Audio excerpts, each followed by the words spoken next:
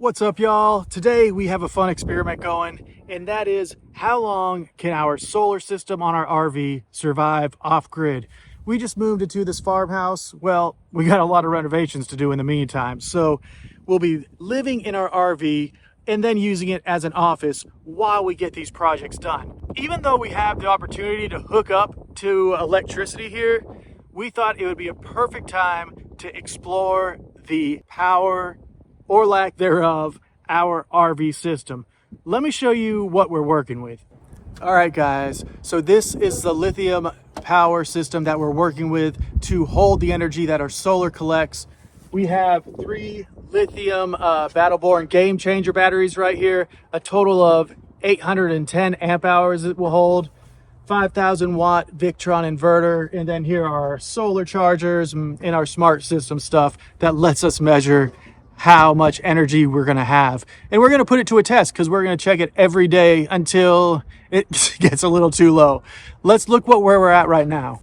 Right now we're at 100% inverting. We got a few AC loads running, and it basically equals out how much we're pulling in from our solar system.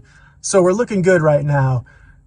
All right, guys, so up here on the roof, we have 1,840 watts of possible solar collection right there. Being that it's the winter time, they're not ideally placed, but it should get us through for a good amount of time. We haven't had to turn on the AC yet, but you never know. Right now, our electric hot water heater is turned on because we're out of propane.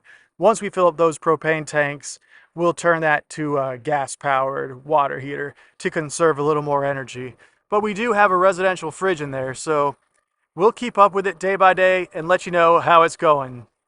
All right, day 2 in the morning, and where we're sitting is at 35%. So we run it down pretty well last night, but it's a sunny day today. Hopefully we'll get a lot of that back with our solar on the roof and be starting fresh again as the night rolls around. But again, I'm going to be putting new propane tanks in today. We were all out last night, and I did use an electric heater for part of the morning. So that's one reason why it drained down so low. I'll check back with you this evening to see where we stand. All right, y'all, so we're at the end of day 2 of this experiment, and it might be over sooner than I think. It ended up being a cloudy day. We're working with 43% right now going into the evening hours. You know, we got those short days. We're not necessarily pointed in the right direction for optimal solar power. But overall, you know, we're in the process of losing power right now. All right, guys, it's day 3 and we're back at 100%. But it's because I had to plug in the system last night. We drained it all the way down to about 19% before we went to bed, and I thought, I don't want to wake up in the middle of the night with no power because we were running the furnace and a few other things. But I realized the reason why was because we had Nora's little Jeep charging from the RV, so it didn't have any chance to recharge our lithium system during the daytime yesterday. We should have had a lot more power at it instead of charging the toy Jeep. But either way, the game changers did pretty well. It makes me want to think about how their power is actually distributed, though, and if they're working correctly in the system.